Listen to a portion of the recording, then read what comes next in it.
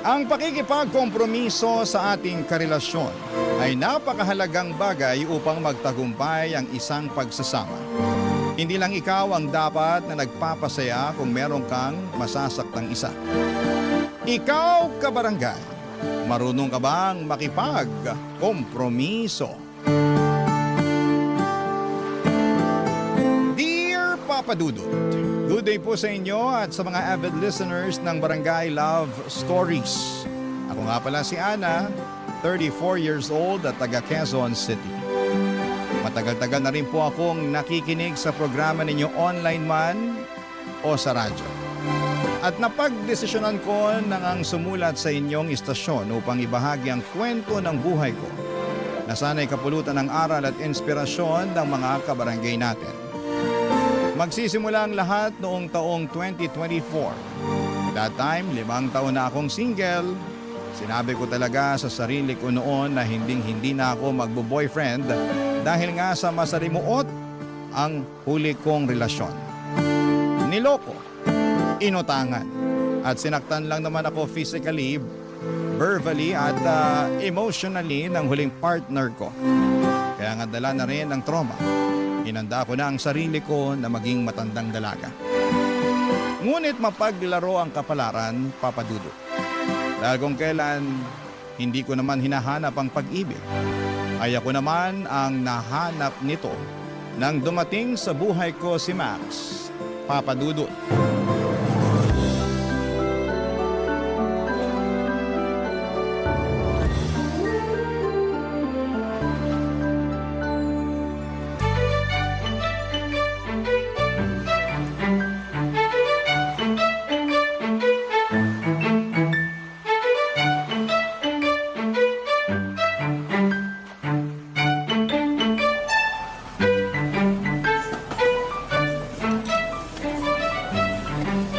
Uy, alam mo, nice yung kape na pinili mo. Alin, tong Vietnamese? Oo, isa yan sa paborito kong orderin dito sa cafe na to eh. Pero ngayon, ito ng sea salt latte ang gusto ko. Mukhang masarap yan kasi di mo naman yan magiging paborito kung hindi. Pero parang lahat naman yata sa cafe na to masasarap eh. Pati na tong mga cake nila oh.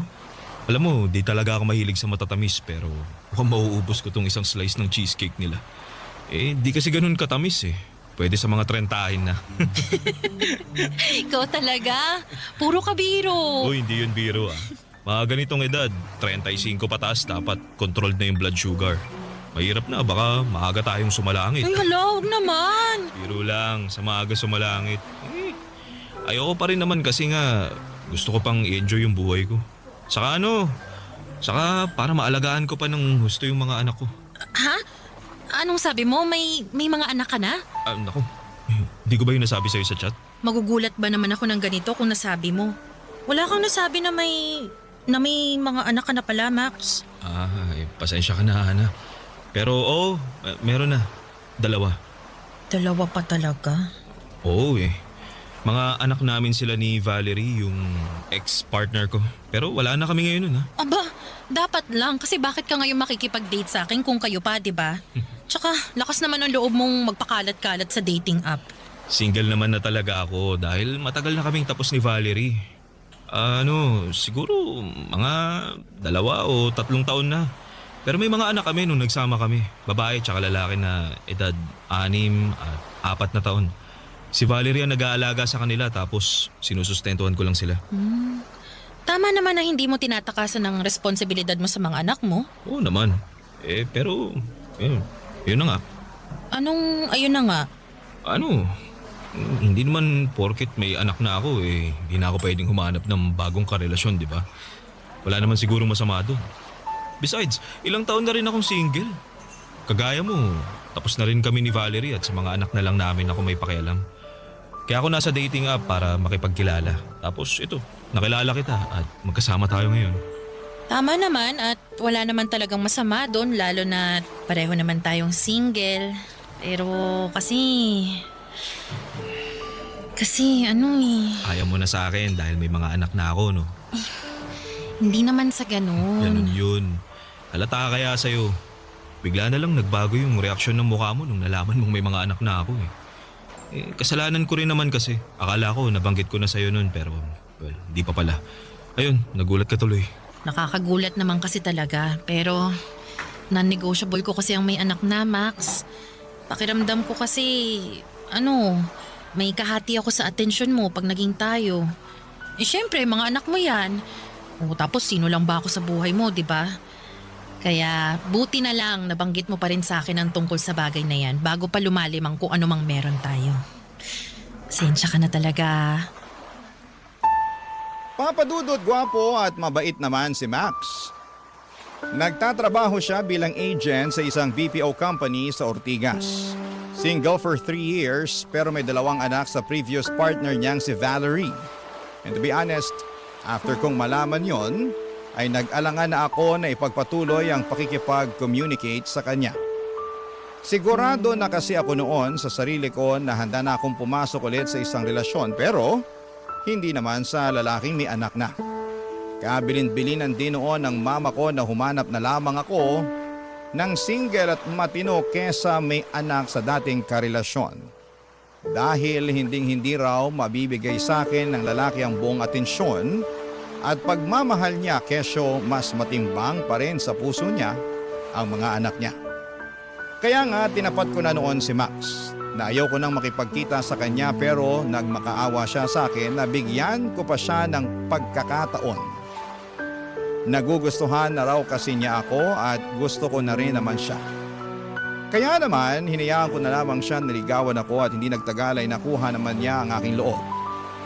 Napamahal na siya sa akin at naging kami tapos ay nag-decide na kaming mag-live-in. Bali nakahanap kami ng 1-bedroom apartment sa Cubao na agad naming nilipatan, Papadudot.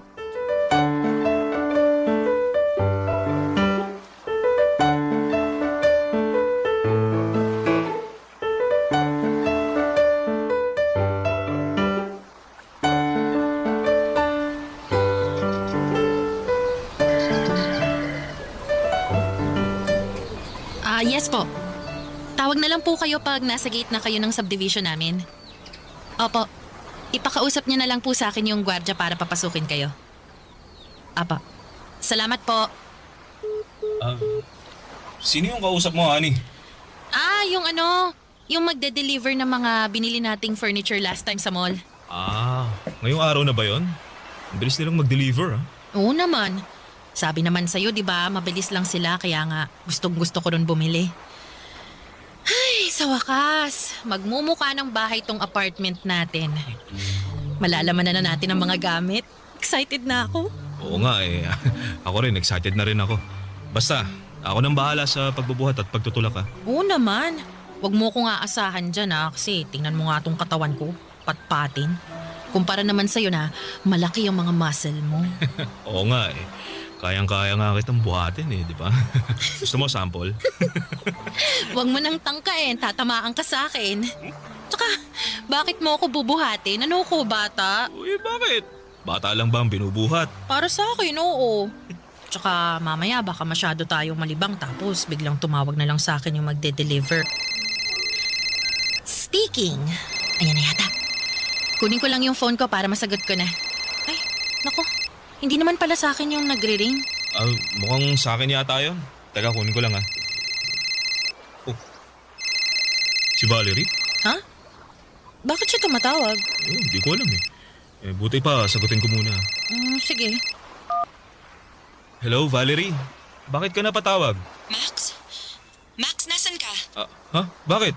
Nandito sa sa apartment namin ni Ana. Bakit? Anong sabi niya? Teka, ila-loudspeaker ko para marinig mo. Pwede bang pumunta ka rito sa ospital? Ita-text ko na lang sa iyo yung address. Ha? Bakit? Sino nasa ospital? Yung bunso natin. Ano nangyari sa kanya? Mamaya ko na lang ikukwento. Hinahanap na ako ng doktor eh. Ako lang mag-isa rito. Pumunta ka na please. Hinahanap ka na rin ng anak natin eh. Kanina pa siya papa ng papa. Please Max, kailangan ka ng anak natin. Oo, sige, pupunta na ako. I-text mo sa akin yung address ng ospital, ha? Hintayin niyo ako. Sige, salamat. Aalis ka? Oo kailangan daw ako ng anak namin. Pero kailangan din kita rito. paparating na yung delivery truck. Paano ko bubuhatin yung mga gamit dun? Magpatulong ka na lang muna sa kanila. Bayaran mo na lang. Pakisiyuan mo, ikaw na muna ang bahala. Pasensya na Han, pero kailangan ko talagang umalis eh. Narinig mo naman, di ba? Nasa ospital daw yung bunso namin, tsaka hindi ko alam kung bakit kaya kailangan kong pumunta dun. Wala naman akong magagawa eh. Mukhang alis na alis ka na talaga, eh di sige, umalis ka na. Ana, please, intindihin mo naman sana ako. Anak ko na yung pinag-uusapan dito. Papa Dudut, bago ko sinagot noon si Max ay ilang ulit niyang sinabi sa akin na hindi ko raw magiging kahati sa kanyang atensyon ng mga anak niya. At naniwala naman ako dahil nga mahal ko na siya ng mga panahong yon. Pero iba pa rin pala kapag may mga biglaang sitwasyon katulad na lamang noong emergency na nangyari sa anak nila ni Valerie. Kaya kinailangan niyang pumunta sa ospital. Dahil sa labis na pag-aalala sa kalagayan ng anak niya ay iniwan ako ni Max. At hinayaan na ako lamang ang umasikaso sa paglipat namin. Sakto pa naman na dumating noon yung truck na nagkakarga ng ilang malalaking furnitures na binili namin sa mall noong isang araw. Ako lang tuloy ang nagmaniobra noon para maipasok sa bahay. Nagpatulong na lamang ako sa driver at pahinante para mabuhat ang malalaking gamit. Buti at nasa ground floor lang naman kami. Nagtip na lamang ako sa kanila pero ako na lang mag-isa ang nag-ayos ng mga yon sa loob ng apartment namin. Pagod na pagod ako, Papa Dudut. At masama rin ang loob ko sa nangyaring biglang pag-iwan sa akin ni Max. Nang araw na yon, Papa Dudut. Barangay Love Stories. Barangay Love Stories. Papa Dudut, nag-sorry sa akin si Max pagka-uwi sa apartment namin dahil sa biglaan niyang pag-alis. Tapos ay sinabi niya sa akin na okay na raw ang anak niya na noon ay nalaglag sa hagdanan kaya nabalian ng buto sa binti. Gusto ko sanang magtampo pero nakonsensya naman ako dahil na-aksidente nga ang anak niya. Kaya naman inunawa ko na lamang. Pinalagpas and eventually ay nagkaayos din kami ni Max. Nangako si Max na babawi sa akin at ganun nga ang ginawa niya. May isang araw na siya ang naging pudong abala sa pag-aayos ng mga gamit sa apartment namin. Gumawa siya ng mga cabinet, nagpintura, nag-set up ng mga karagdagang furnitures na binili namin online at kung ano-ano pa. Isang araw pareho kami noon na may lakad ng work-related. Ako ay may meeting sa labas kasama ang mga kaibigan ko para sa negosyong pinaplano namin. Samantalang si Max naman ay may shift. Nagbago kasi noon ang schedule niya na dating panggabi. Palis na kami noon ng apartment nang biglang dumating si Valerie kasama ang mga bata.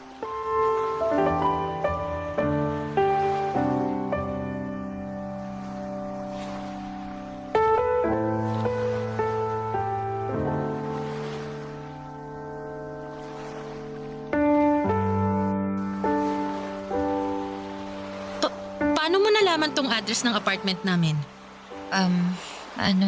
Binigay ko sa kanyahan. Bakit mo naman ginawa yun? Wala naman siguro masama dun, di ba? Meron. Kasi tingnan mo. Andito ngayon yung babaeng yan. Kasama pa yung mga anak ninyo. Ana, pasensya ka na talaga. Wala lang kasi talaga ako mapag-iiwanan sa mga anak ko kundi dito kay Max.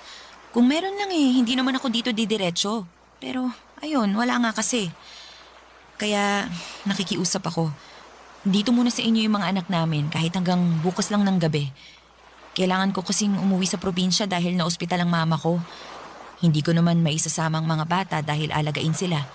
Kaya dito mo iiwan. May mga trabaho rin naman kami ni Max. Paano namin naalagaan yung mga bata? Pwede mo naman sigurong ipagpaliban yung lakad nyo ng mga kaibigan mo, Han, di ba? Para ikaw na lang muna magbantay sa mga bata. Kasi kailangan ko talagang pumasok sa trabaho. At bakit ko naman gagawin yun? Importante rin naman yung lakad ko. Lalabas lang naman kayo ng mga kaibigan mo, di ba? Hindi lang yun basta labas, no? Meeting din yun. Pag-uusapan namin yung plano naming negosyo. Max, nakalimutan mo na ba? Sinabi ko yun sa'yo kagabi. Sorry, baka nakalimutan ko na. Pero sige na naman, pumayag ka na. Di hamak naman na mas mahalaga yung trabaho ko kaysa sa lakad mo eh. Pakiusapan mo na lang yung mga kaibigan mo na ituloy na lang sa ibang araw yung meeting nyo. O di kaya, sila na lang muna kasi. Kamo, may gagawin kang mahalaga. Ay, wow! Ako pa talaga ngayon ang kailangan mag-adjust. Eh, hindi ko naman anak yung mga batang yan ah. Anak mo naman yan, di ba? Please, Han. Huwag mo nga ako matawag-tawag na Han. Nanggigigil ako sa'yo. Max, kung ayaw ni Ana na alagaan yung mga bata, aalis na lang kami. Hindi. Dito mo na sila iwanan. Sabi mo wala ka mapag-iiwanan sa kanila, di ba? Tsaka, di mo naman sila pwedeng daling pa uwi. Saka mas makakasigurado ako na ligtas sa mga anak ko pag nandito sila sa bahay namin. Kaya wag na kayo umalis. Dito mo na sila iwanan. Salamat talaga, Max. At pasensya na ulit sa abala. Wala nga naman yun. Sabi mo, nagmamadali ka na. Oo nga eh. Mauna na ako. Baka maiwan pa ako ng bus na sasakyan ko. Salamat ulit ha. Bye.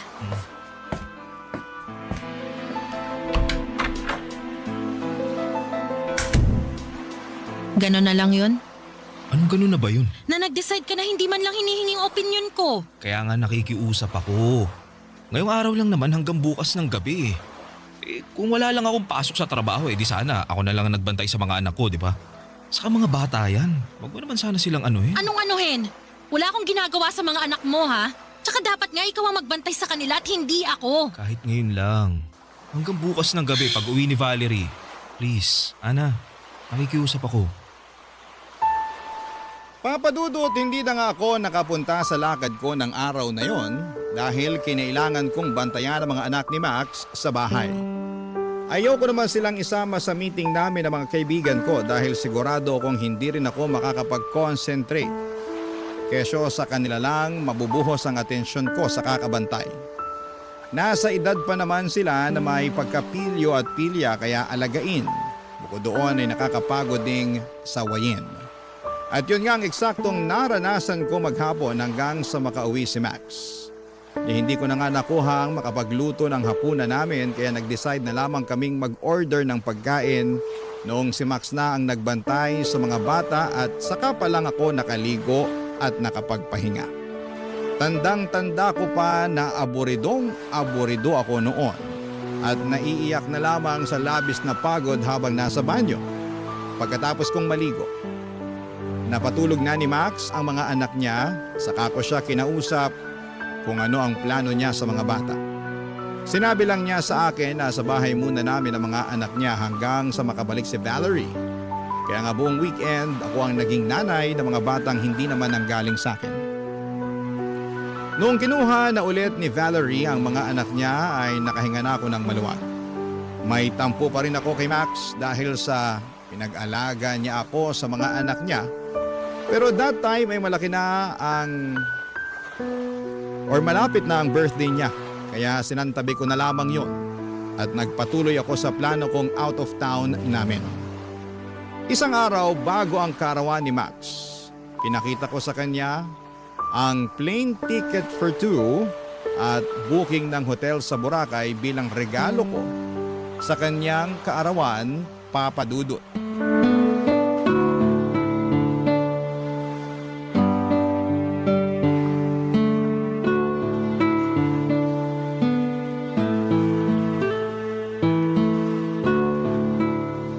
Surprise! Di ba pangarap mo makapunta sa Boracay? O yan, regalo ko para sa birthday mo. Plane ticket yan ng flight natin mamayang madaling araw at booking ng hotel. Bukas na talaga to? Oo, sakto sa birthday mo para doon na tayo sa Boracay magse-celebrate. May plano ka palang ganito pero di mo man lang sinabi sa akin. Bakit ko naman sasabihin? Eh di hindi na sorpresa yun. Kaso birthday din kasi ng panganay ko bukas.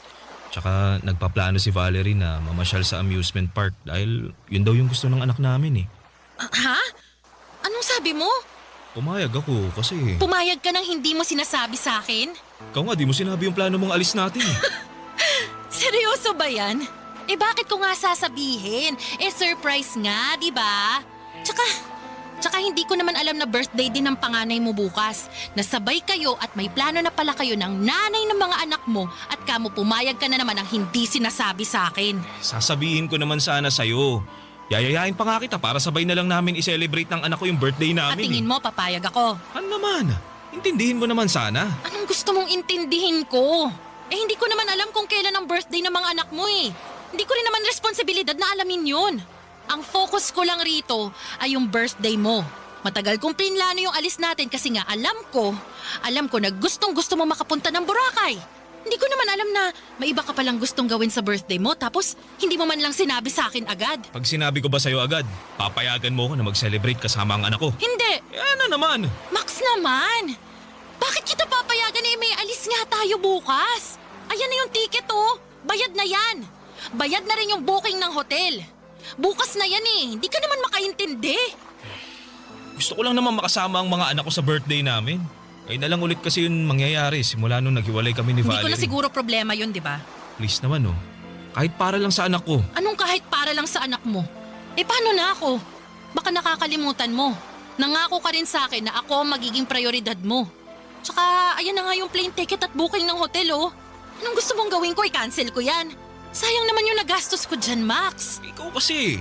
Dapat sa susunod, kung may plano kang ganyan, sabihin mo sa akin. Paulit-ulit na lang tayo ah. Hindi mo ba talaga naiintindihan yung punto ko? Naiintindihan ko naman. Naiintindihan, pero pinipilit mo yung gusto mo. Halata naman na ayaw mong umalis at mas gusto mong mag-celebrate ng birthday nyo ng anak. O sige na. Kakausapin ko na lang si Valerie. Sasabihin ko na wrong timing dahil may lakad tayo. Siguradong malulungkot nito yung anak namin. Baka nga sumama pa yung loob nun sa akin na tatay niya pero bahala na. Mapuntahan lang natin yung gusto mong puntahan. Hindi masayang yung ginastos mo. Ay wow ah. Masaya ka na. Sana masaya ka na. Hirap sa'yo, di ka mapakiusapan eh. Papa Dudut, hindi ko naman siguro responsibilidad na alamin ang petsa ng kaarawan ng mga anak ni Max para makapag-adjust ng schedule namin. Dahil labas na dapat sila sa anumang gusto naming gawin. At yon ang pinaintindi ko sa boyfriend ko kahit na ako pa ang magmukhang masama. Hindi naman sa inaagawan ko sila ng moment na magkasama, pero dapat ako ang priority ni Max dahil ako na ang kinakasama niya. Ang ending, natuloy naman kami ni Max sa trip namin sa Boracay pero halata sa buong biyahe na hindi naman siya masaya. Bihira lamang siyang ngumiti, madalas ay sa pilitan pa. Lagi rin siyang aburido at hindi ko rin siya mayaya sa mga activity na gusto ko sanang gawin naming magkasama. Gusto lang niya sa hotel kesyo pagod daw siya pero sa ilang beses ko siyang nahuli na nakikipag-video call sa mga anak niya. May pasabi-sabi pa nga siya na sana raw ay magkakasama sila sa mga oras na yon. Barangay Love Stories. Barangay Love Stories. Papa Dudut, imbes na magalit ng husto ay kinausap ko si Max kung ano ba talaga ang gusto niyang mangyari sa relasyon namin at relasyon niya sa mga anak niya. Pinaalala ko rin sa kanya na nangako siya sa akin noon na ako at ang relasyon namin ang priority niya. Sunod na lamang ang kanyang mga anak. Pero lumalabas kasi na ako ang nagmamakaawa sa atensyon niya. Nagsorry sa akin si Max at sinabi niya sa akin na nami-miss lamang niya ang mga bata. Na di na raw yon mauulit, ganito, ganyan. Kaya naman inunawa ko ulit siya sa hindi ko na mabilang na pagkakataon. Inisip ko na baka nga sabik lamang siya sa mga anak niya simula noong naghiwalay sila ni Valerie. In short ay nagpaka-bigger person ako. Hinayaan ko silang mag-bonding na magtatay at kung minsan ay sumasama pa nga ako. Para na kaming isang buong pamilya noon at napagtanto ko na mas magiging mabuting tatay si Max sa sarili naming anak.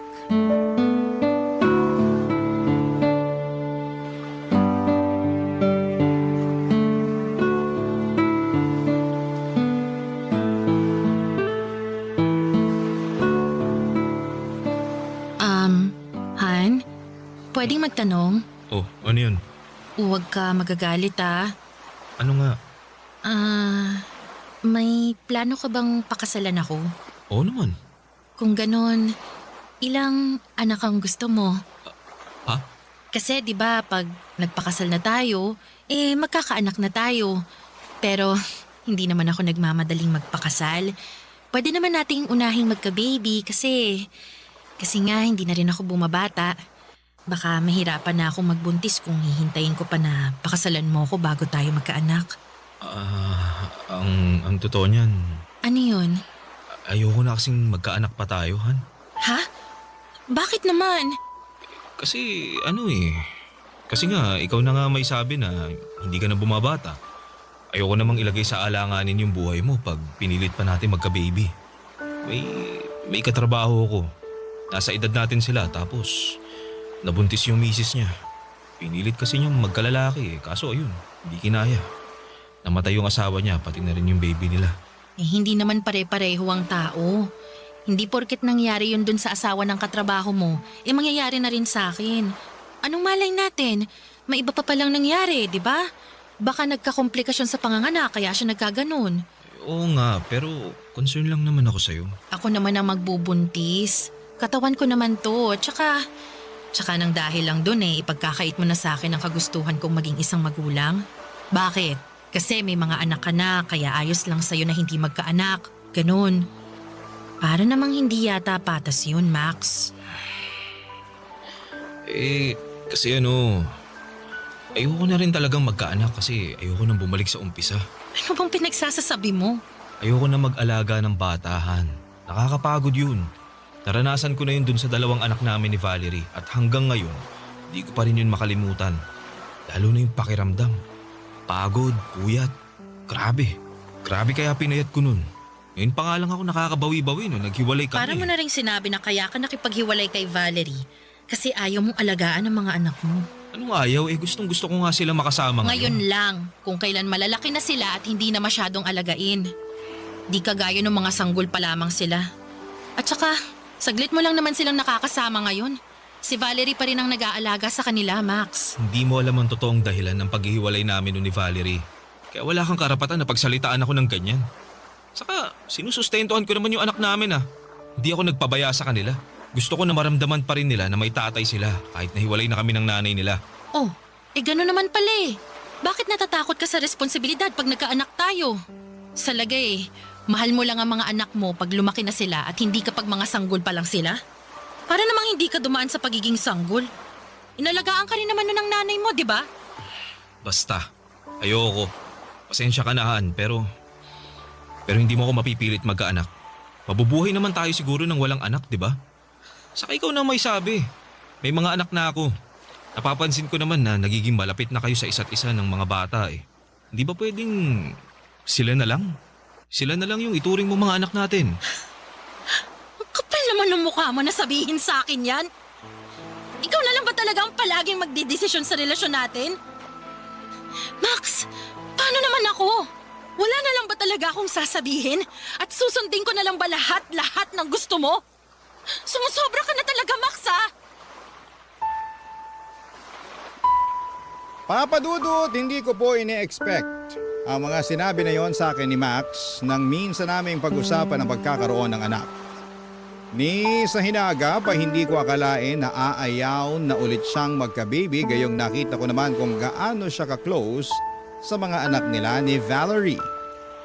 Pero may hangganan pala yon, kaya sumama talaga ang loob ko sa kanya.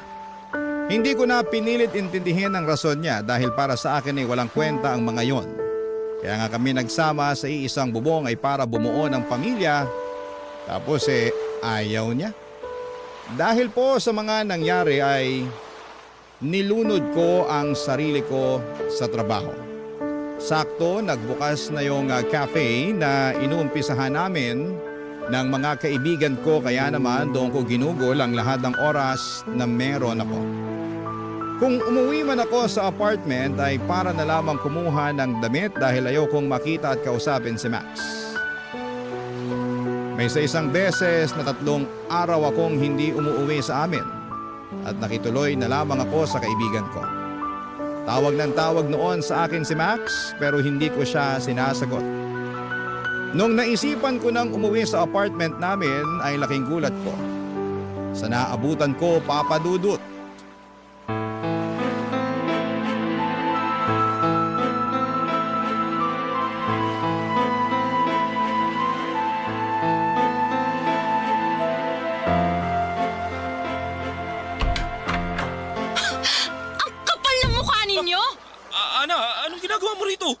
ginagawa ko rito? Baka nakakalimutan mong apartment ko rin to. Akala ko ba umalis na yung babaeng yan, ha, Max?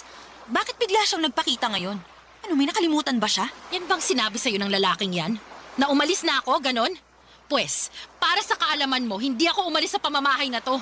Kaya anong ginagawa niyo rito ng mga anak mo, ha? Pinapunta kami rito ni Max. Ang kapal din talaga ng mukha mo, Max! Napunta ko lang naman si Valerie rito para para lutuan ako ng pagkain at tulungan maglinis nitong apartment. Ilang araw ka na rin kasing hindi umuuwi. Wala nang nag-aasikaso sa akin. Bakit? Hindi ka ba marunong magluto ng sarili mong pagkain? Hindi ka ba marunong maglinis ng apartment natin? Tanda-tanda mo na, Max, ha? Kailangan pa ba talagang asikasuhin kita?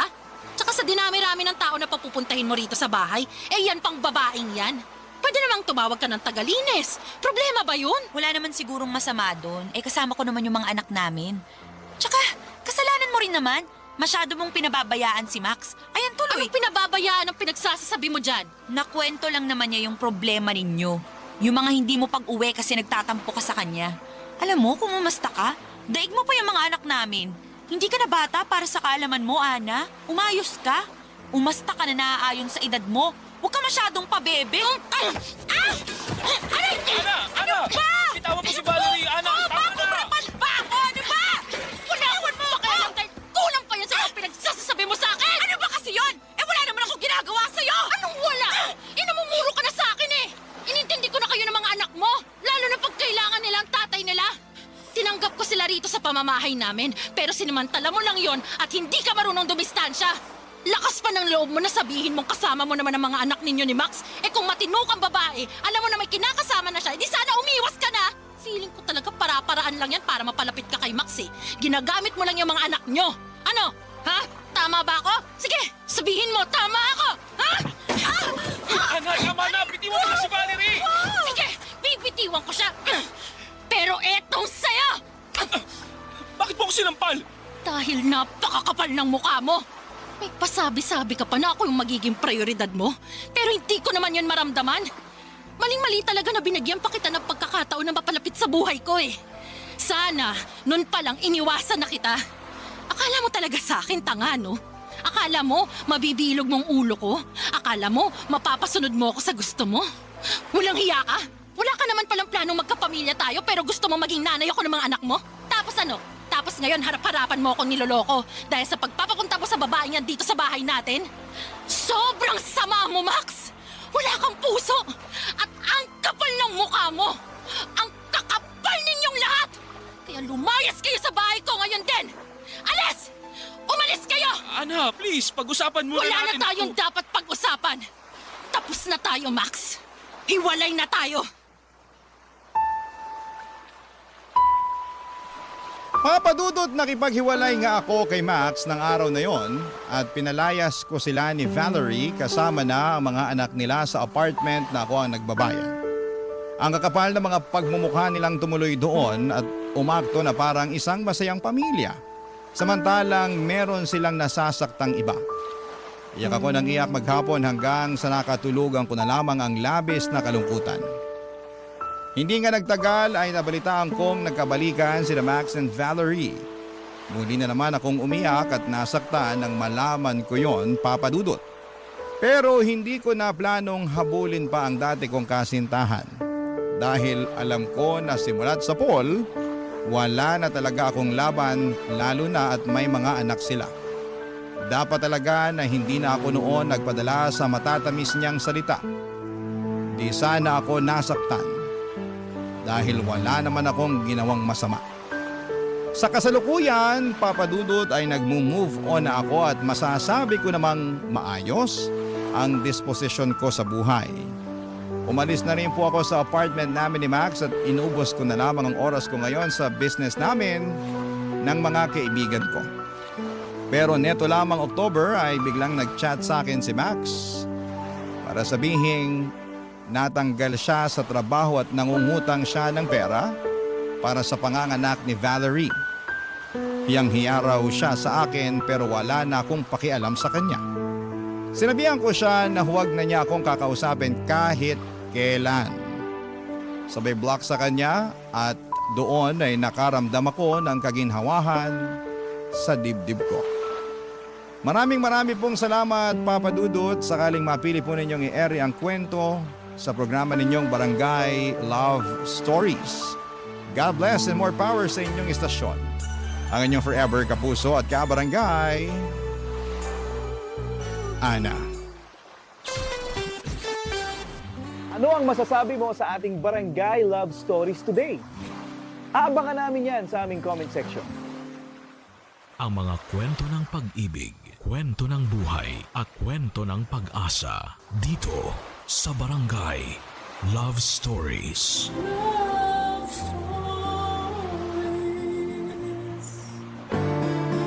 Importante sa buhay na marunong kang kumilatis ng tao na pakikisamahan mo. Dahil meron na sa una lamang magaling pero sa uli ay iiwanan ka rin. Ikaw, kabarangay, marunong ka bang kumilatis ng tao? Dear Papa Dudut, magandang tanghali sa inyo at sa mga kabarangay natin na avid listener ng Barangay Love Stories. Ako nga pala si Milet, hindi ko tunay na pangalan. 35 anyos na ako sa ngayon. At isang housewife na nakatira dito sa Bulacan. Panatiko na ako ng programa ninyo sa radyo, ang boses ni Papa Dudut, ang kasalo ko. Tuwing tanghalian at wala akong pinapalagpas na episode ninyo sa radyo maano online. Sa katunayan ay nakikinig na rin po kami araw-araw at bigla akong naisip na magpadala ng sulat sa inyong istasyon. Magsisimula ang lahat noong kabataan ko, Papa Dudut.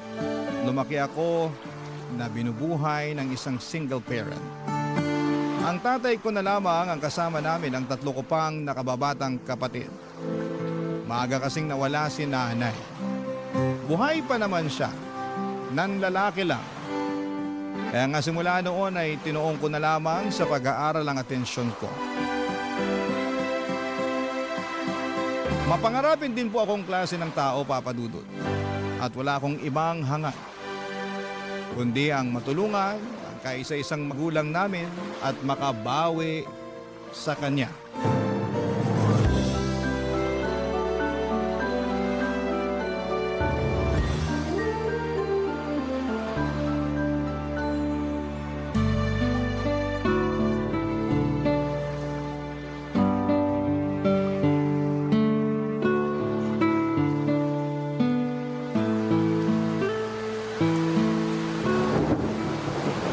Naku, Tay! Basang-basa po kayo sa ulan ah. Oo nga eh. Saka ko na lang naalala na wala pala akong dalang payong nung malapit na akong makarating sa pinuntahan ko. Kaya nga nagbadali ako pa uwi pero naabutan pa rin ako ng ulan. Kaya nga po eh. Buti pa, ikukuha ko muna kayo ng tuwalya ah. O sige anak, salamat. Tuwalya. Asan na ba yung tuwalya? Ay, eto. Nakita ko na. Samahan ko na rin ng damit. Eto na po ang tuwalya at damit. Magpunas at magpalit na rin kayo, Tay. Salamat nak. Pero mamaya na ako magpapalit ng damit. Uupo na muna ako dahil nangangalay na itong mga binti ko. Kalalakad ng mabilis dahil nga uulan na. Kulang na lang, tumakbo ako pero hindi ko naman kaya. Ay, kawawa naman ang tatay ko. Sobra-sobra na yung sakripisyo nyo para sa pamilya natin. Maghapon na kayong nagtitinda tapos naaabutan pa kayo ng ulan. Ay, hayaan mo na. Napaubos ko naman yung paninda natin kakanin bago ako umuwi at abutan ng ulan. Kaya ayos na rin. Hindi po ayos yun dahil baka magkasakit kayo. Hindi ako magkakasakit. Malakas yata itong tatay mo. Saka kung pakiramdam ko magkakasakit na ako, uunahan ko na ng pahinga. Huwag ka nga mag-alala sa akin, anak. Kaya ko naman eh. Saka masaya ako na nagsasakripisyo para sa inyong magkakapatid. Hayaan mo, Tay. Kapag nakapagtapos ako hinding-hindi ko na po kayo pagtatrabahuhin. Anong ibig mo sabihin? Kasi po, ako na po ang magtatrabaho para sa pamilya natin. Uy, maliliit pa ang mga kapatid mo, Milet. Nag-aaral pa sila. Baka mahirapan ka pag sinulo mo ang pagtatrabaho para sa pamilya natin. Saka hindi pa naman ako ganun katanda. 45 pa lang naman ang tatay mo. Kaya ko pang magtrabaho para tulungan ka. Ang akin lang naman po, baka napapagod na kayo sa pagtatrabaho. Kasi simula nung iniwan tayo ni nanay, kayo na ang tumayong nanay at tatay namin. Oo, totoo na napapagod ako sa trabaho, pero hindi ako napapagod sa pagiging tatay at nanay sa inyong magkakapatid. Sa katunayan, kayo ng mga kapatid mo ang inspirasyon ko, kaya ako nagsisikap at nagpapatuloy sa buhay. Oo, malaking kakulangan ang pagkawala ng nanay niyo dahil nawala na rin ako ng katuwang sa pagtataguyod sa inyo. Pero aanhin ko naman ang isang tao na walang ginawang matino at panay pasakit lang sa damdamin ko, di ba? Buti pa, sumama na lang siya sa lalaki niya. Ang mahalaga sa akin, magkakasama tayo. Kaya bilib na bilib po ako sa inyo eh. Ha? Bakit naman? Kasi ang tapang-tapang niyo po. Biruin niyo, kinaya niyo na nga na itaguyod kami tapos kinaya niyo pa na ibigay sa iba si nanay. Siya naman ang may gusto nun dahil hindi siya marunong makontento sa pamilya natin. Saka ilang beses na akong nasaktan sa panluloko niya. Naisip ko na panahon na para palayain ko siya. O edi gumaan-gaan ang damdamin ko nung ginawa ko yon. Para akong nabunutan ng tinik sa lalamunan. Uy, kaya ikaw umilit. Huwag kang manatili sa isang relasyon kapag kaugali ng nanay mo yung lalaki, ha? Pero sana matinong lalaki ang matagpuan mo balang araw. Yung hindi ka sasaktan o lolokohin. Sa halip, mamahalin ka ng tapat at paninindigan ka. Papadudot inspirasyon ko ang tatay ko at ang munti naming pamilya kaya nagsikap akong makapagtapos ng pag-aaral. Hindi nagtagal ay natupad ko yon at agad akong naghanap ng mapapasukang trabaho. Kung ang iba kong kaklase ay mas piniling magpahinga muna ng ilang buwan. Pagkatapos ng graduation ay ibahin niyo po ako. 2 buwan bago ako makapagtapos ay nag-job hunting na ako, Papa Dudut. Hindi nagtagal ay dinala ako ng aking kapalaran sa Maynila kung saan ay nakapasok ako sa isang pribadong kumpanya. Magkahalong kaba at excitement ang namutawi sa akin ng mga panahong yon. Kaba dahil aminado akong limitado pa lamang ang nalalaman ko sa bagong mundo na pinasok ko. At excitement na matuto. Naniniwala kasi ako na hindi lang sa eskwelahan natututo ang isang tao. At sa unang araw ko nga sa trabaho ay nakilala ko si Paulo, Papa Dudut.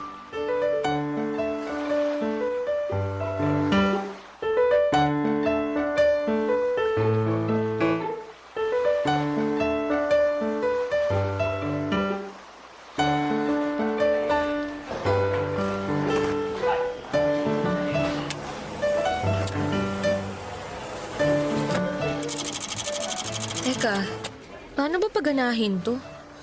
Medyo nabobobo ako rito ah. Ay, naku.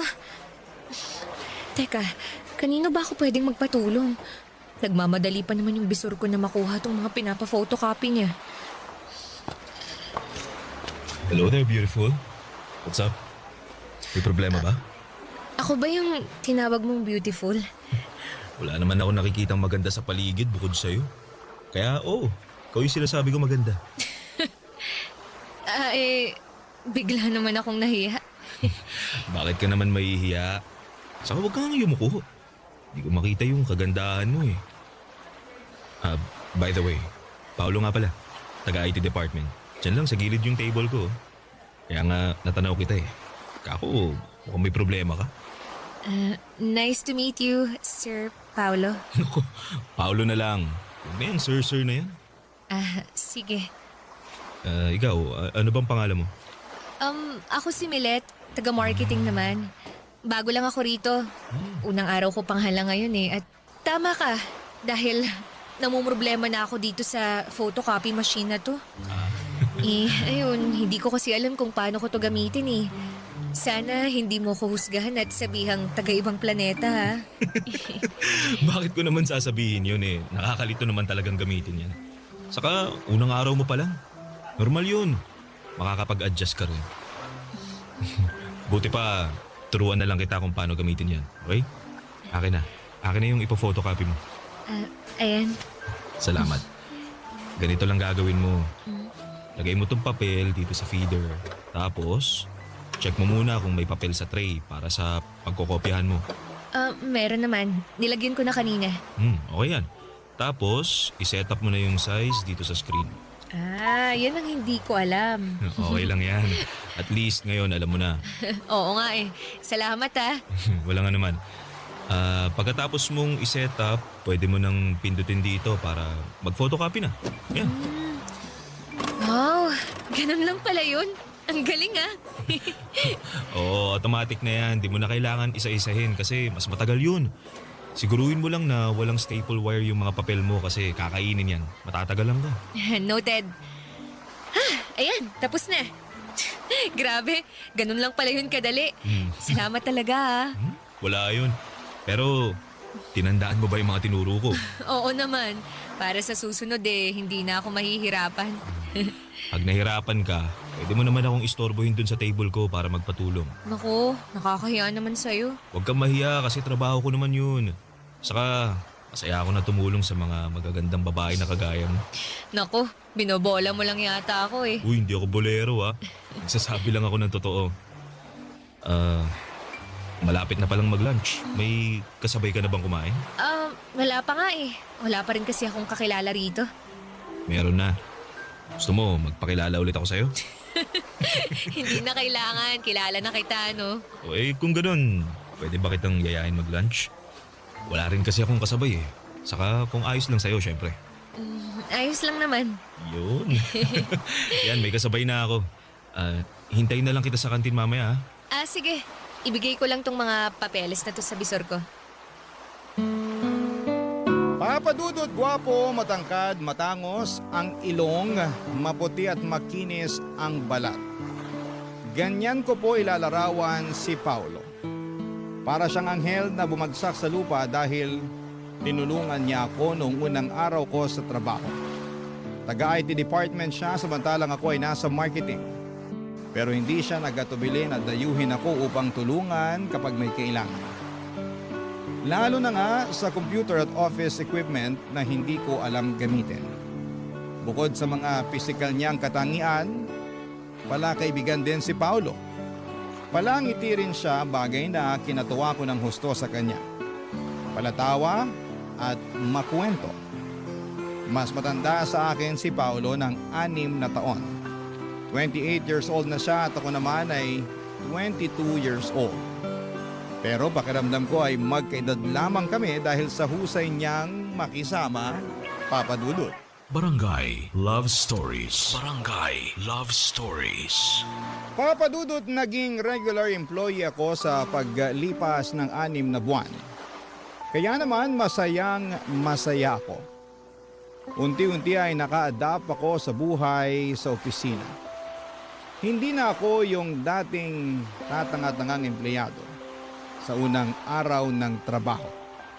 Marami na rin akong nakilala at naging kaibigan, lalo na sa department na kinabibilangan ko. Pero kung may higit akong dapat pasalamatan, yun ay walang iba kundi si Paulo. Simula kasi nung unang araw ko hanggang sa maregular na ako ay nasa tabi ko lamang siya. Sumusuporta at nagpapagaan ng buhay ko sa opisina. Naging mabuting kaibigan at katrabaho ko rin siya, Papadudot. Hindi nagtagal ay lumalim ang pagkakaibigan namin hanggang sa nagtapat siya ng nararamdaman niya sa akin. Pumayag akong ligawan niya. Pero nakarating sa akin ang usap-usapan na may pagkababaero daw si Paulo. Noong una ay hindi ko yon pinansin hanggang sa unti-unti ko nang napatunayan na totoo ang mga sinasabi nila.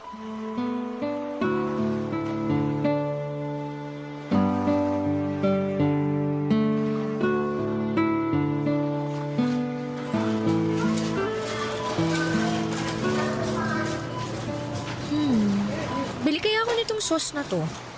Sabi ni tatay, masarap daw to kasi napanood niya sa TV. Sige, bilhin ko na nga.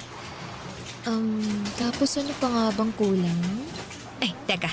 Kuha na rin ako ng mga dalatan para may stock sa bahay. Sumipa si baby?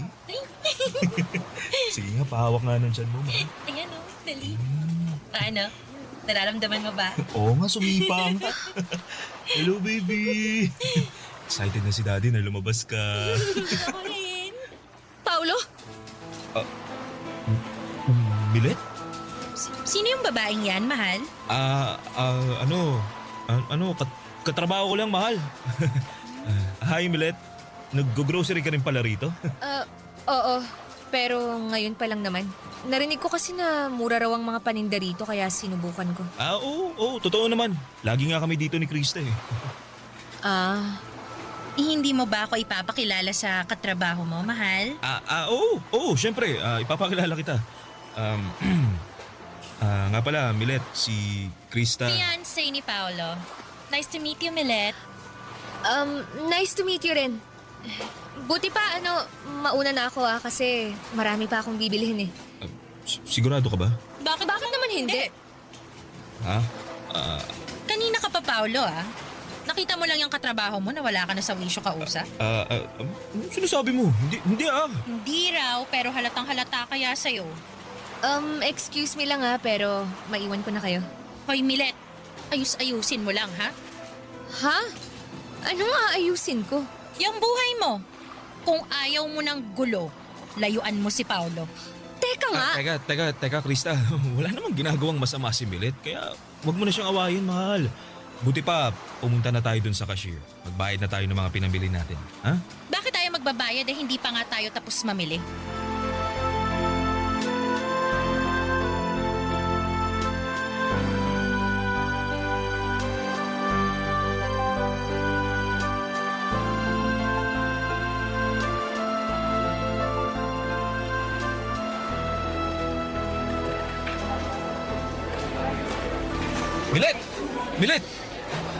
Milet, sandali lang. Bakit ba? Anong bakit ba? Kanina pa kita tinatawag pero dire-diretso ka lang sa paglalakad. Nagmamadali ako eh. Ano bang kailangan mo? Tungkol dun sa nangyari kagabi. Yung nakita ko lang naman kayo na masayang nag-grocery ng fiancé mong si Krista. May fiancé ka na pala pero gusto mo pa akong ligawan? Uy, maingay. At bakit hindi? Takot ka bang marinig ng mga tao rito sa opisina natin kung gaano ka kababaero at sinungaling? Para sa kaalaman mo matagal ko nang naririnig na babaero ka. Pero hindi ako naniwala ron. And guess what? Mukhang tadhana nang gumawa ng paraan para malaman ko ang totoo. Pasensya ka na kung nagsinungaling ako sa'yo. Wala nang magagawa yung pasensya mo kasi nangyari na. Grabe ka, Paolo. Buntis na yung fiancé mo pero nakuha mo pang lokohin. Ano bang pumasok dyan sa kukote mo? Bakit mo nagawa yun sa kanya? Baka hindi mo lang maintindihan pag kinuwento ko eh. Komplikado kasi yung relasyon namin ni Krista. Alam mo, hindi ko na rin naman gustong alamin dahil wala na akong pakialam. Kaya wag mo na ako ulit lalapitan. Kasi naiinis ako sa'yo. Ayoko pa naman sa tao yung sinungaling at manluloko. Diyan ka na nga!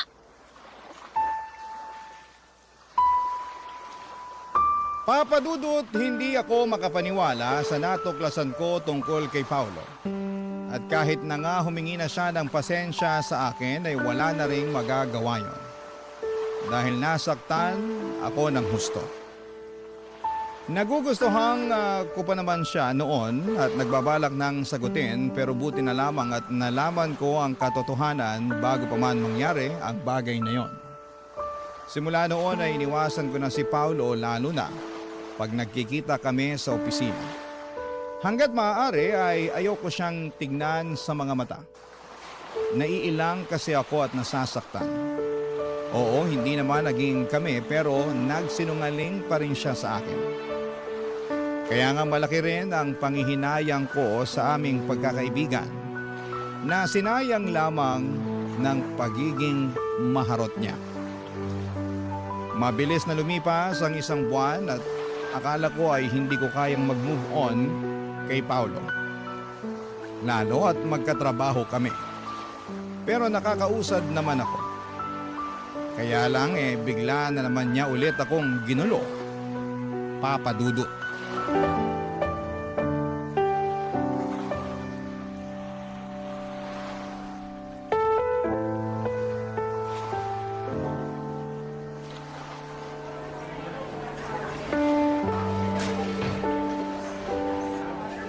Milet, pwede bang kausapin mo na ako?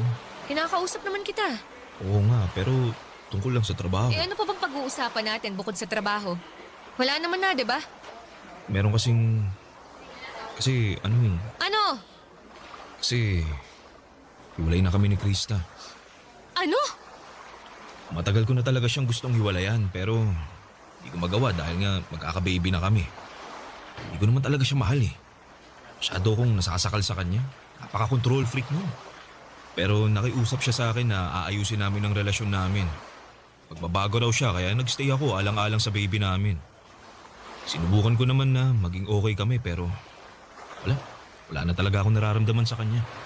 Hindi yan ang nakita at narinig ko dun sa grocery. Ang sabi mo, excited ka nang lumabas ang baby niyo ni Krista. Tapos bigla mo akong lilinyahan ng ganyan, ha? Tsaka bakit mo ba sinasabi sa akin ang bagay na yan? Wala naman akong pakialam dun. Sinabi ko kasi ikaw ang rason kung bakit ako nakipaghiwalay sa kanya. Ako? Oo. Kasi mahal kita. Nababaliw ka na. Nababaliw na nga ako siguro pero yun talagang nararamdaman ko eh. Naging duwag ako na makipaghiwalay kay Krista bago ko pa aminin sa'yo yung nararamdaman ko. Kaya naman nakapagsinungaling ako. Tsaka inaamin ko yun kaya nga humihingi ako ng tawad sa'yo. Wala rin namang magagawa yung paghingi mo ng tawad dahil nasaktan mo na ako. Tapos ngayon, ang lakas pa talaga ng loob mo na sabihin sa akin na mahal mo ko kung kailan nakaka-move on na ako sa'yo. Lalo mo lang akong sinasaktan sa ginagawa mo eh. Milet, pasensya ka na talaga. Hindi ko sinasadya pero hindi ko rin naman kayang pigilan yung nararamdaman ko. Mahal kita. At gusto ko sanang humingi ng isa pang pagkakataon sa'yo. At sa tingin mo, ibibigay ko pa yun sa'yo? Oo. Kasi naniniwala ako na may nararamdaman ka pa rin para sa akin. Meron nga, pero puro na lang galit at inis. Patawad talaga, Milet. Naging padalos-dalos ako. Kaya nga napag-isip-isip ko na itama yung mga pagkakamali ko. Hiniwalayan mo si Krista para ayusin yung sa atin? Iyon ba yung sinasabi mong tinama mo ang pagkakamali mo? Oo. Paano yung magiging anak nyo? Ha? Ano? Huwag mong sabihin na nakalimutan mo na yung magiging anak nyo. Hindi. Pero nag-usap na kami ni Krista na pananagutan ko pa rin yung bata. Susustentuhan ko pa rin dahil ako pa rin naman yung tatay niya. Hindi ko naman tatakasan yung anak namin. Gusto ko lang talagang maging malaya kay Krista at sa relasyon namin. Dahil pag hindi ko ginawa yun masiraan na ako ng ulo.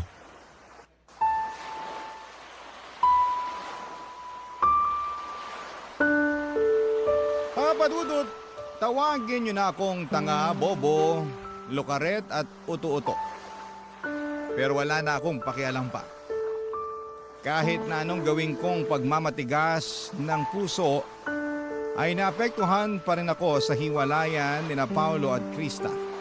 Kaya hindi ko na napigilan na i-comfort siya. Doon ko napatunayan na may pakialam pa rin ako kay Paulo. At hindi pa rin pala nawala ang pagmamahal ko sa kanya. Mahal ko pa rin siya kahit na nagsinungaling siya sa akin. At dahil sa mga nangyari sa kanila ng ex niya ay naging malapit muli kami sa isa't isa. Hindi ko na pinakinggan ang mga sinasabi ng ibang tao. Basta, ang focus ko ng mga panahong yon ay si Paulo. Wala na rin namang masama sa pagiging close namin dahil single naman kaming pareho. Hindi nga nagtagal ay niligawan ako ni Paulo at nagpaligaw naman ako. Barangay Love Stories. Barangay Love Stories. Papadudot naging masugid si Paulo sa panliligaw sa akin kaya nga hindi ko na pinatagal yon. Dahil makalipas ang isang buwan ay sinagot ko na siya. Sobrang saya namin lalo na ako dahil siya ang first boyfriend ko. Ewan. Ang lakas ng karisma ni Paulo at kahit na nung iwas ko ay hindi ko siya mahindian at malayuan. Naisip ko na baka sign na rin yon ng universe na magka-boyfriend na ako dahil masyado akong focus sa pag-aaral nung estudyante pa lamang ako. Up to the point na kinalimutan ko nang lumandi. Kaya nga pinagbigyan ko na ang sarili ko na maging masaya sa relasyon namin ni Paulo. Lalo na at pinakita at pinaramdam niya sa akin kung gaano niya ako kamahal. Ang isang bagay lang na hindi ko gusto ay yung ilang beses niya akong pinilit. na may mangyari sa amin. Lalo na at natatakot pa akong mabuntis at hindi pa ako handa. Hanggang sa napapayag rin niya ako dahil sa matatamis niyang salita at pagsasabi na kahit na anong mangyari ay pananagutan niya ako.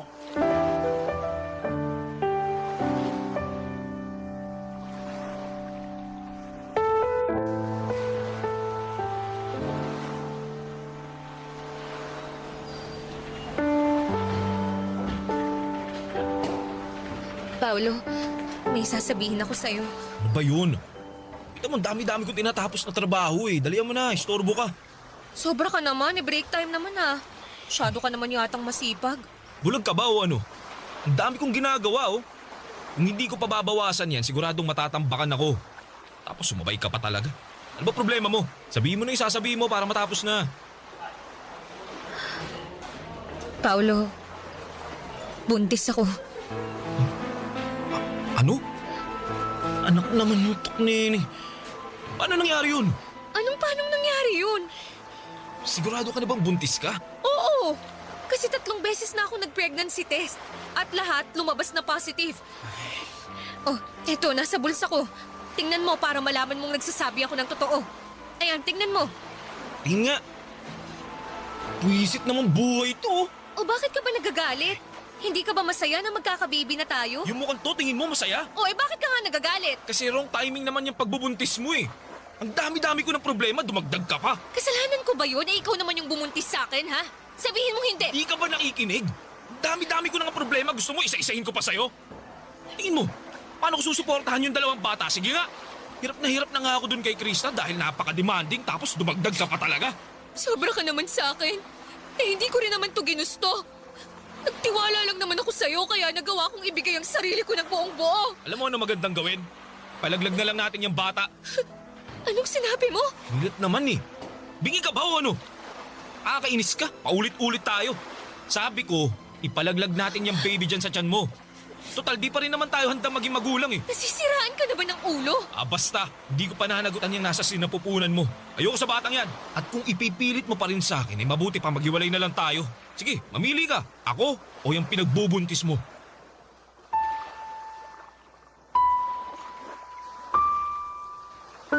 Papadudot, nangyari na nga po ang kinakatakutan kong mangyari nang hindi tanggapin ni Paolo ang magiging anak namin. Para po akong binuhusan ng malamig na tubig na may sangkatutak na yelo kaya nagising ako bigla sa katotohanan. Na nagsinungaling na naman sa akin ang nobyo ko. At ngayon ay pakiramdam ko ay malaki ang natalo sa akin dahil nga sa nabuntis niya ako. Litong-lito ako ng mga panahong yon lalo na at nagsimula nang lumayo ang loob sa akin ni Paolo. Tinakot niya pa ako na makikipaghiwalay sa akin kapag hindi ko pinalaglag ang baby namin. Pero mas takot ako sa karma kaya hindi ko ginawa ang bagay na yon. Hindi nagtagal ay sinabi ko sa tatay ko ang katotohanan at pareho kaming umiyak dahil sa mga nangyari sa akin. Pinayuhan niya akong ipabarangay si Paolo para ireklamo. Pero bago yon ay may nangyari sa opisina na hindi ko makakalimutan.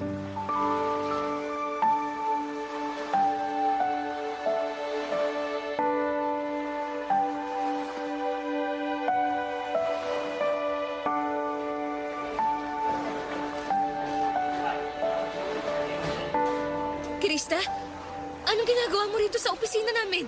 Ikaw talagang pinunta ko rito dahil nang gigigil ako sa'yo, malandi ka! Ano ba sa tingin mong ginagawa mo? Ano pa? Eh di tinuturuan ang leksyon ng mga katulad mong higad! Ahas! Ano bang kasalanan ko sa'yo, ha? Malaki! Dahil inagaw mo lang naman sa akin si Paolo! Wala akong inaagaw sa'yo. Hiwalay na kayo ni Paolo, di ba? Oo! At dahil yun sa'yo, nung nalaman ko yun, wala akong ibang naisip kundi ang saktan ka! At wala akong paki kung mapatay pa kita! Aray! Gret! Bakit ko gagawin yun? Eh dapat lang naman yan sa babaeng yan! O hindi ba, Krista? Tapos na tayo. Eh ano ba yan mo na ako? Ano ba yan? Eh magkakababy na tayo, di ba? tapusin ang relasyon natin. Nag-usap na tayo! Wala nang pag-asa na maayos ang relasyon natin! Walang pag-asa dahil sa babaeng yan. Oo! Nagmamahalan kami ni Milet, kaya pabayaan mo na lang kami! Ayoko! Hindi ko kayo hahayaang maging masaya! Ha? Dapat sa yung babae ka, sinasabunutan! Kakalbunutan at ahas ka! Iwan mo ako, Krista! Napakawalang yama! Ikaw ang walang hiya! Malandi! Mga agaw! Hindi ako malandi! At wala akong inagaw sa'yo! Ano ba, tumigil na nga kayo? Pinagtitingin na tayo ng ibang tao! Nakakaya kayo! Krista, tama na sabi! Bitiwan mo si Milet!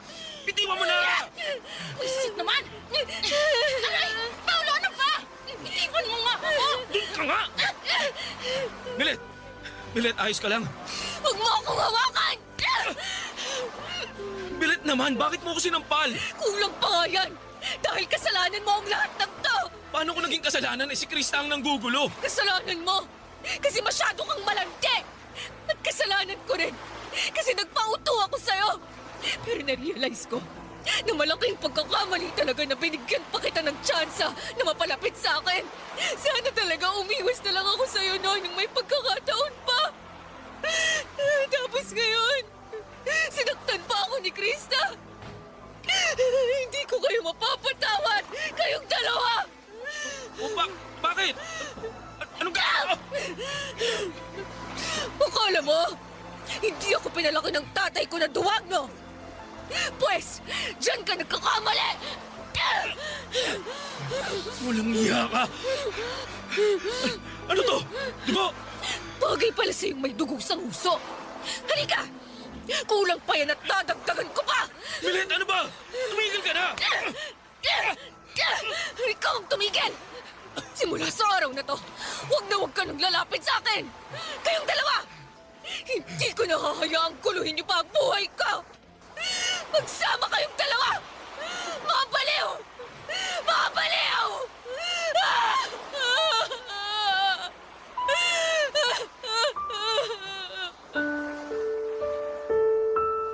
Papa Dudut, hindi ko na nagawang paguntugin ang ulo ni na Paulo at Krista dahil may mga dumating ng security guard para umawat sa amin. Agad na dinala sa ospital ang dalawa para matahi ang mga nguso nila. Ewan, sana talagang tinuluyan ko nang paputukin pati ang mga ulo nila. Ayos lang naman ako noong mga panahong yon, pati na rin ang baby sa sinapupunan ko. Tapos nung sumunod na araw ay pinagharap-harap kami sa HR department dahil sa kaguluhang ginawa namin. Kapwa kami na mimohan ni Paulo, samantalang pinablatter naman nila si Krista. Pero na-stress talaga ako ng husto sa nangyari kaya nag-decide na labang ako na mag-resign sa trabaho. Nakipaghiwalay na rin po ako kay Paulo at pinagbantaan siya na huwag nang magpapakita pa sa akin. Papa Dudut, nag-focus na lamang po ako sa pagbubuntis ko at noong nakapanganak ako ay saka ako naghanap ng mapapasukan. Buti na lang at nandyan ang tatay ko na napaka-supportive sa akin. 10 taon din akong naging single parent bago ko po nakilala ang asawa ko, Papa Dudut. Akala ko ay hindi ko na matatagpuan ng tunay na pag-ibig. Pero ibinigay pa rin yon sa akin ng Panginoon. Kaya nga malaki ang pasasalamat ko sa Kanya at nagsilbi na lamang aral sa akin ang mga pinagdaanan ko. Sa kasalukuyan ay happily married na po ako sa mabait at responsable kong asawa. Tanggap niya ang anak namin kaya naman masayang masaya ako. Hanggang dito na lamang po ang sulat ko, Papa Dudut. Maraming salamat po sa pagbasa ng aking liham. God bless. And more power sa Barangay Love Stories. Ang inyong forever kapuso at kabarangay, Milet. Uy, kabarangay! Agree ka ba sa ending ng ating Barangay Love Stories na ito? I-share mo na ang feelings mo sa ating comment section